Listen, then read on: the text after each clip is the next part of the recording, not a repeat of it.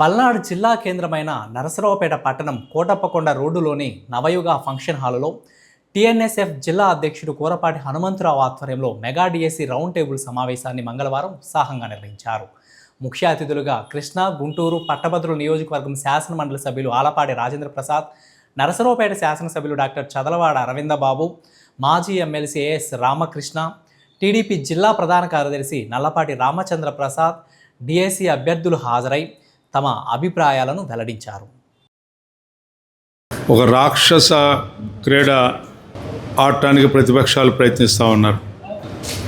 ఎందుకు ఈ మాట అంటా ఉన్నానంటే, మసిబూసి మారేడికాయ చేయాలని, అవాస్తవాల్ని వాస్తవాలుగా చిత్రీకరించడానికి సర్వ ప్రయత్నాలు చేసే దాంట్లో ముఖ్యంగా యువత మీద మానసికమైనటువంటి వ్యధని కలగజేయడానికి ఒక ముద్ర వేయడానికి ప్రయత్నిస్తూ ఉంది ప్రభుత్వం మీద. ఏమిటి అనేది మనం ఒకసారి విశ్లేషణ చేసుకున్నట్లయితే, మెగా డిఎస్సి ఎగ్జామ్ని కండక్ట్ చేయడం జరిగింది. ఎన్నికల ముందు మనం చెప్పాం, కూటమి నాయకత్వం ప్రభుత్వంలోకి వచ్చినట్లయితే మెగా డిఎస్సిని నిర్వహిస్తాం. ఆ చెప్పిన వాగ్దానాన్ని అమలు చేయడానికి మీ అందరి ఆశీస్సులతో ఏర్పడ్డటువంటి కూటమి నాయకత్వం ప్రమాణ స్వీకారం చేసిన మొదటి రోజే మెగా డిఎస్సి మీద నోటిఫికేషన్ ఇవ్వడానికి ఈ ప్రభుత్వం సంసిద్ధులై సంతకం కూడా చేయటం జరిగింది.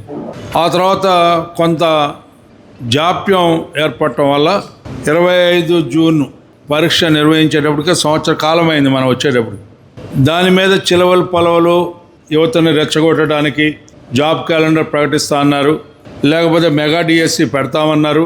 ఈ ప్రభుత్వం మాయమాటలు చెప్పడానికి ప్రయత్నిస్తుందని చెప్పడానికి ప్రయత్నం ప్రారంభించిన సందర్భంలో మనం చెప్పాం, అప్పుడే కేటగరైజేషన్ మీద ఒక కమిటీ ఏర్పాటు చేయడం జరిగింది. ఆ categorisation almost single man committee వేస్తే అది ఒక 6 months డిలే అవటం, వాళ్ళు ఇచ్చిన అమ్మటే మనం నోటిఫికేషన్ని ఇవ్వటం కూడా జరిగింది. గతంలో కూడా మనం చంద్రబాబు నాయుడు గారు డిఎస్సి అంటే దీని బ్రాండ్ అంబాసిడర్ అని చంద్రబాబు నాయుడు గారు వేరే రకంగా మాట్లాడుకోవడానికి ఈ రాష్ట్రంలో ఎవరికి కూడా రైట్ లేదని చెప్పి నేను అనుకుంటా. ఏ మెడలు రానటువంటి వాళ్ళకి కేవలం డిఎస్సిలో పాస్ అయినటువంటి వాళ్ళు, ముఖ్యంగా ఈ స్పోర్ట్స్ కోటాలో ఆ కుర్రాడే చెప్పాడు. తర్వాత అనుకున్నాడంటే ఈ దరిద్రం నాకెందుకు బాబు ఏం పక్కన కూర్చోబెట్టారు అని చెప్పి. ఎందుకంటే హైకోర్టుకు చెప్పాడు, నేను అసలు నా సర్టిఫికేట్ని అప్లోడ్ చేయలేదండి, అందుకే నాకు ఉద్యోగం రాలేదని ఆ కుర్రాడే చెప్పాడు. ఇప్పుడు నవీన్ గురించి మాట్లాడుతున్నారు. మీకు ఇచ్చినటువంటి సబ్జెక్టులో మరి ఈ కాగితాలు అందరికి వచ్చినాయి, రాలేదు.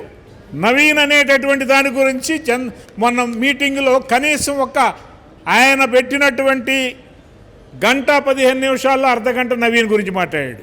ఎవరా నవీను? నువ్వు నియమించుకున్నటువంటి వాడే. 2020లో అతను టెట్ రాశాడు, 133 మార్కులు వచ్చినాయి అతనికి. అతను తక్కువడేం కాదు. కాకపోతే నీ హయాంలో వాడిని అట్లా తయారు చేశారు మీరు. అతనే చెప్పాడు, అధికారులు కూడా చెప్పారు, ఇతను వెరిఫికేషన్కి రాలేదండి, సర్టిఫికెట్లు చూపించలేదండి, అందుకని ఇతనికి ఉద్యోగం ఇవ్వలేదండి అని చెప్పాను. అతను హైకోర్టుకు కూడా చెప్పాడు ఆ మాట. హైకోర్టుకి వెళ్ళాడు. 6వ ర్యాంక్ ఒక దాంట్లో ఇంగ్లీష్లోనో సోషల్ స్టడీస్లో ఈ కృష్ణా జిల్లాలో నెంబర్ 1 వచ్చాడంట.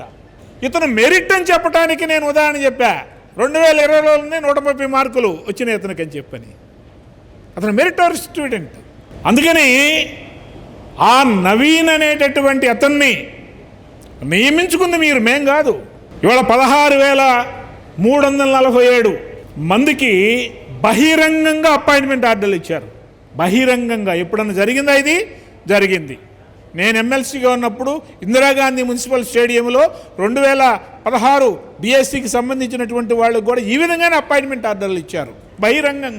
బహిరంగంగా ఎటువంటి పారదర్శకంగా ఇవ్వటం మీరు వెరిఫై చేసుకోవచ్చు. మేనిఫెస్టోలో పెట్టిన విధంగా గవర్నమెంట్ వచ్చిన తర్వాత ఫస్ట్ సంతకం డిఎస్సి మీదే, మెగా డిఎస్సి మీదే పెడతామని చెప్పడం జరిగింది.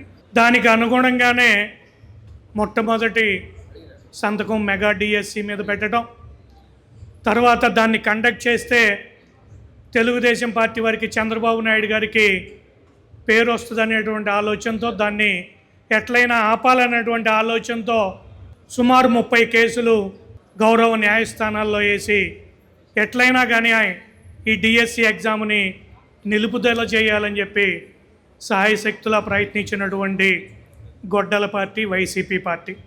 రాష్ట్రంలో ఉన్నటువంటి నిరుద్యోగ యువత మొత్తాన్ని కూడా ఒక ఆలోచన చేయమని అడుగుతా ఉన్నా. గత 5 సంవత్సరాల్లో ఒక్క టీచర్ ఉద్యోగం ఇచ్చినటువంటి పాపాన పోలేదు జగన్మోహన్ రెడ్డి గారు. ఇవాళ ఎంతో పకడ్బందీగా జరిగినటువంటి డిఎస్సి ఎగ్జామ్ని చాలా చులకనగా మాట్లాడుతూ ఇవన్నీ కూడా, ఈ పోస్టులన్నీ కూడా తెలుగుదేశం పార్టీ వాళ్ళు అమ్ముకున్నారని, లేకపోతే ఒక కులం వారికే స్పోర్ట్స్ కోటాలో ఎక్కువ పోస్టులు వచ్చినాయి అని చెప్పేసి ఇవాళ చెప్తా ఉన్నారు. ఆలోచన చేయండి. 2014-19 టైంలో కూడా సిఐఎల్ నుంచి పోలీస్ డిపార్ట్మెంట్లో సర్కిల్ ఇన్స్పెక్టర్స్గా పనిచేస్తున్న వాళ్ళకి రోస్టర్ విధానంలో వాళ్ళకి డిఎస్సి ప్రమోషన్స్ వస్తే ఆ డిఎస్సి ప్రమోషన్స్లో కూడా మొత్తం 19 డిఎస్పి పోస్టులు కూడా ఒక కులానికే ఇచ్చారని చెప్పి రాష్ట్రంలో ఉన్నటువంటి అన్ని కులాల వాళ్ళని కూడా రెచ్చగొట్టినటువంటి పరిస్థితి. అలాగనే వాళ్ళు చెప్తా ఉన్నాం, మీరు కూడా మీ 2019-24 హయాంలో కొన్ని ఎగ్జామ్స్ కండక్ట్ చేశారు. అది డిఎస్సి కాదనుకోండి. ఆ ఎగ్జామ్స్ కండక్ట్ చేసినటువంటి పరిస్థితి, ఆ ఎగ్జామ్స్ని ఎక్కడ వాల్యుయేషన్ ఎక్కడ కండక్ట్ చేశారు? మీరు తీసుకెళ్ళి హాయిలాండ్ రిసార్ట్లో కూర్చుని అక్కడ పేపర్లు దిద్దేటటువంటి కార్యక్రమం చేశారు. అలా మీరు అక్కడ ఉద్యోగాలన్నింటినీ అమ్ముకున్నటువంటి పరిస్థితి. ఆ తర్వాత మొన్న హైకోర్టులో కూడా దాని మీద ఎంక్వైరీ రావటం, దాంట్లో సీతారామయ్యలు వాళ్ళందరినీ కూడా అరెస్ట్ వారెంట్లు రావటం కూడా మనందరం చూసాం. డిఎస్సి ఎగ్జామ్స్ని, ఈ టీచర్ ఉద్యోగాల్ని ఎక్కువ శాతం డిఎస్సి ఎగ్జామ్స్ కండక్ట్ చేసి ఉద్యోగాలు ఇచ్చినటువంటి ఘనత తెలుగుదేశం పార్టీ నారా చంద్రబాబు నాయుడు గారికే దక్కుద్ది. మన ప్రభుత్వానికి వైసీపీ ప్రభుత్వానికి తేడా చెప్పడానికే ఈ మీటింగ్ పెట్టింది. ఉపాధ్యాయులంటే చాలా కష్టపడి చదువుకుంటారు, ఈ సమాజంలో ఒక మంచి గౌరవం ఉంది, చదువుకునే మీలాంటి పిల్లలకి రోల్ మోడల్ లాగా ఉంటారని చెప్పి ఉపాధ్యాయులంటే అందరూ కూడా చాలా గౌరవం. మా పేరెంట్స్ టీచర్లే, మేము టీచర్ల దగ్గర చదువుకున్నాం. టీచర్లు అంటే ఎంత గౌరవం ఉంటుందంటే అక్కడ కూర్చున్న పిల్లలందరూ కూడా చాలా బాగా చదువుకుంటారు. మనకంటే తెలివైన వాళ్ళు ఒక డిసిప్లిన్ తోటి వాళ్ళు టీచర్ ఉద్యోగం చేస్తారని చెప్పి ఒక రోల్ మోడల్ అనమాట. ఒక టీచర్ కావచ్చు, ఒక రాజకీయ ఎమ్మెల్యే కావచ్చు, ఒక డాక్టర్ కావచ్చు, వీళ్ళందరూ కూడా రోల్ మోడల్స్ లాగా ఉంటారు. అంటే వీళ్ళ ప్రవర్తన ఎంత బాగుండాలంటే చంద్రబాబు నాయుడు గారి ప్రవర్తనకి జగన్మోహన్ రెడ్డి గారి ప్రవర్తనకి తేడా మీరు గమనించాలి. ఒక ప్రణాళికాబద్ధంగా యోగా చేస్తూ మన రాష్ట్రాన్ని అభివృద్ధి చేసే వ్యక్తి చంద్రబాబు నాయుడు గారు. ఒక దుర్మార్గపు ఆలోచనతోటి కోడి కత్తి డ్రామాలు, 3 రాజధానులను పెట్టి దుర్మార్గంగా ఉండే మనిషి జగన్మోహన్ రెడ్డి. అదేవిధంగా వాళ్ళ బాబాయిని హత్య చేశాడు, కుటుంబ సభ్యులను దూరం చేసుకున్నాడు, ఈ రాష్ట్రాన్ని నుంచి కూడా మరి దూరం అయిపోయాడు. ఒక మంచి ఆలోచన లేని మనిషిని ఎవరు కూడా గౌరవించరు. అందుకనే ఒక రాజకీయ నాయకుడు నిజంగా సీఎంగా ఉండే వ్యక్తి ఏ విధంగా ఉండాలో అవన్నీ తెలియజేయడానికి చంద్రబాబు నాయుడు గారు ఒక రోల్ మోడల్. ప్రపంచవ్యాప్తంగా ఇవాళ చంద్రబాబు నాయుడు గారు అంటే తెలియని వాళ్ళు ఎవరు లేరు. ముగ్గురు వ్యక్తులు, నరేంద్ర మోడీ గారు, చంద్రబాబు నాయుడు గారు, పవన్ కళ్యాణ్ గారు. ప్రపంచవ్యాప్తంగా తెలియని వాళ్ళు ఎవరు ఉండరు. అందుకనే ఒక మంచి ఆలోచన, మంచి ప్రణాళికాబద్ధంగా రాష్ట్రాన్ని అభివృద్ధి చేయాలి. ఇటువంటి దుర్మార్గులు వేసే అబండాలు ఇవన్నీ కూడా మనం తెలుసుకోవాలి. చదువుకున్న బిడ్డలు మీరందరూ కూడా తెలుసుకోవాలి. డిఎస్సి మీద ప్రతిపక్ష పార్టీ చేస్తున్నటువంటి కుట్రని మీ అందరికీ తెలియజేయడం కోసమే ఈ సమావేశం యొక్క ప్రధాన ఉద్దేశం. దాన్ని విన్న తర్వాత మీరందరూ కూడా ఎక్కడన్నా దానికి సంబంధించి మీ నోటీసులో డిస్కషన్ జరిగినప్పుడు అది తప్పు మాట్లాడుతుందని మీరందరూ ఖండించడం కోసం, మిమ్మల్ని ఎడ్యుకేట్ చేయడం కోసం ఈ సమావేశం ఏర్పాటు చేయడం జరిగింది. దానిలో భాగంగా మీరందరూ కూడా ఇప్పటివరకు పెద్దలు చెప్పింది విన్నారు. మేము కూడా 2 మాటలు చెప్తాను. 2018 తెలుగుదేశం పార్టీలో ఉన్నప్పుడు డిఎస్సి రిలీజ్ చేయడం జరిగింది. అప్పుడు రాశారు డిఎస్సి స్టూడెంట్స్ అంతా. 2018 తర్వాత మళ్ళా 2025 వరకు, అంటే ఎన్ని సంవత్సరాలు, అప్పటి వరకు ఒక్క డిఎస్సి కూడా కండక్ట్ చేయలేదు. 19 నుంచి 24 వరకు అధికారంలో ఉన్న వ్యక్తి జగన్మోహన్ రెడ్డి. మరి అదే జగన్మోహన్ రెడ్డి ప్రభుత్వం అధికారంలో ఉంటే జాబ్ క్యాలెండర్ ఇష్యూ చేస్తానని చెప్పి ప్రకటించి ఒక్క ఉద్యోగం కూడా డిఎస్సి పోస్టులు ఇవ్వకుండా ఇవాళ 16,350 పోస్టులు రాగానే ఫస్ట్ సంతకం పెట్టి డిఎస్సి పోస్టులు, టీచర్ పోస్టులు ఇస్తే దాని మీద ప్రభుత్వానికి మైలేజ్ వస్తుంది, ప్రభుత్వానికి పాజిటివ్గా ప్రజలందరూ కూడా సంఘీభావం తెలియజేశారు కాబట్టి దాన్ని ఏదో ఒక అపోహ క్రియేట్ చేసి ఎంతో కొంతమందిని మాయ చేసి ప్రభుత్వానికి దూరం చేయాలనేది ప్రతిపక్షం చేసే ఒక ప్రధాన కుట్ర.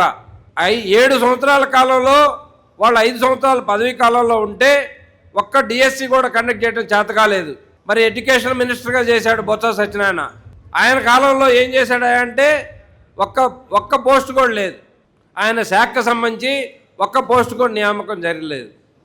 ఇవాళ డిఎస్సి కండక్ట్ చేసే క్రమంలో 32 కేసులు డిఎస్సికి ముందుగానే, ఎగ్జామ్ ముందుగానే కోర్టులో కేసులు వేస్తే అవన్నిటికీ సమాధానం చెప్పి అలాంటి అవాంతరాలు ఎలాంటివి లేకుండా కోర్టులో కూడా ఆ కేసులన్నీ కూడా కొట్టేయబడ్డాయి.